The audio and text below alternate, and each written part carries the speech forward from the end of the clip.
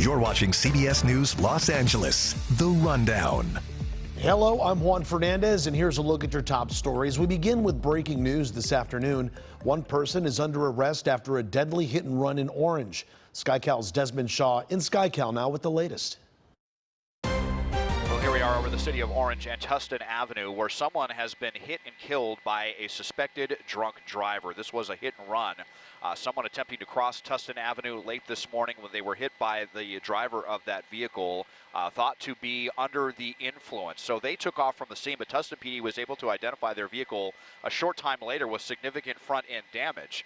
Thanks to witness accounts, they attempted to pull them over, and then the suspect decided to take off. Got into a very short pursuit before they crashed. They are now in custody, and now we are being told by Tustin PD that this person has 4 prior convictions for DUI and suspected to be under the influence when they allegedly hit and killed that person. So one person lost their life today attempting to cross Tustin Avenue. Both sides shut down here between Palm and Walnut. This busy thoroughfare that parallels the 55 will be shut down for several hours for the investigation.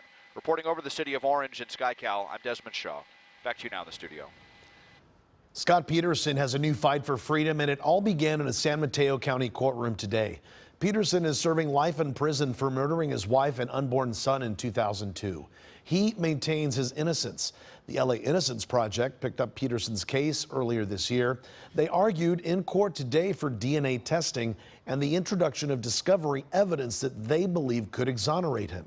The judge ruled she'd give the district attorney's office until April 22nd to respond to the DNA testing request. The deadline for the discovery is May 20th. Earlier, we spoke to a defense attorney about these new developments. If they get anywhere with this DNA testing, it will become an expensive battle between the DA and the Innocence Project.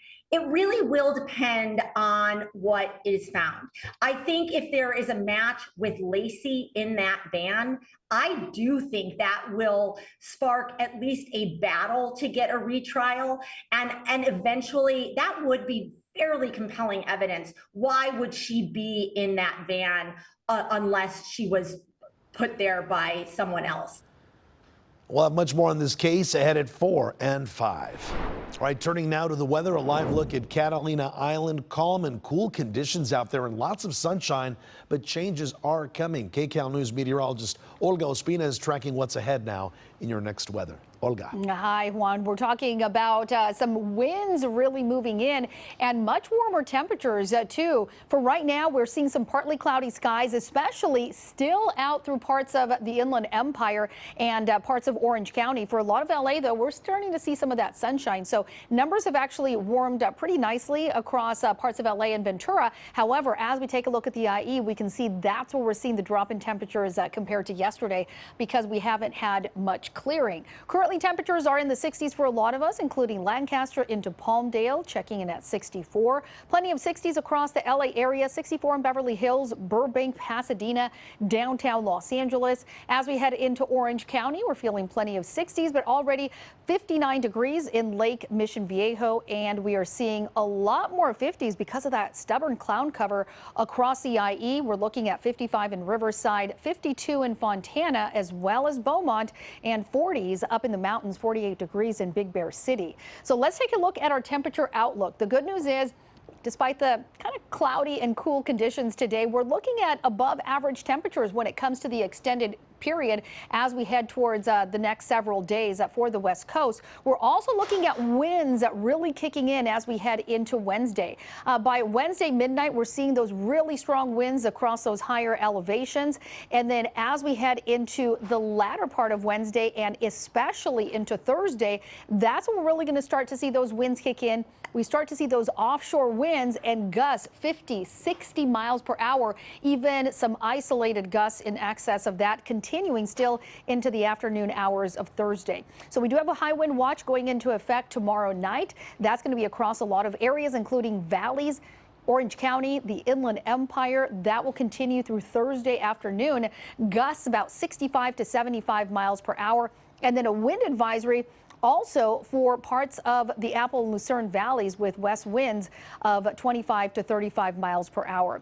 here's a look at what we are not going to be seeing. We're not going to be seeing any rain for a change. So dry conditions expected over the extended period. But I'll show you here in Futurecast what's going to be happening. We have an area of closed upper low that's going to be dropping down on Thursday. And as it gets a little closer to Southern California, that's what's going to drive those northeast winds. And those offshore winds are going to be warming us up pretty nicely, getting close to 80 degrees as we head especially into late in the weekend and into early next week. So dry conditions today, though.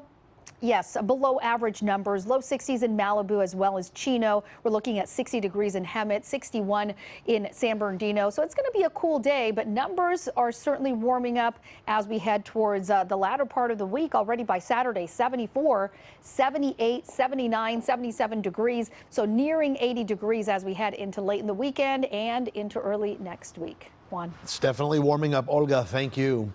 Well, Lenny Kravitz can now add Walk of Fame star to his list of accolades. The four-time Grammy winner was honored with his star in Hollywood this morning.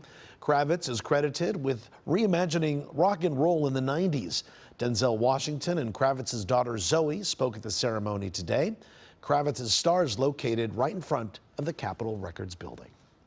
This has been CBS News Los Angeles, The Rundown. I'm Juan Fernandez. Thanks so much for joining us. We'll be back live at 4 right here on CBS News Los Angeles.